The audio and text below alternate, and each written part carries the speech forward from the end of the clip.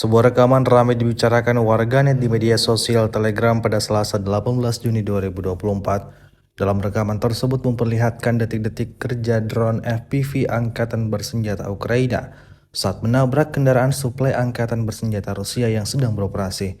Sayangnya, pada narasi unggahan tidak disebutkan di mana peristiwa penyerangan ini berlangsung.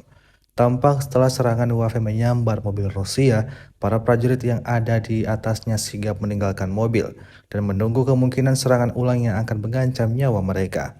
Beruntung tidak ada yang tewas dalam insiden ini, namun dapat dipastikan kendaraan militer Rusia alami sedikit kerusakan pada bagian depan.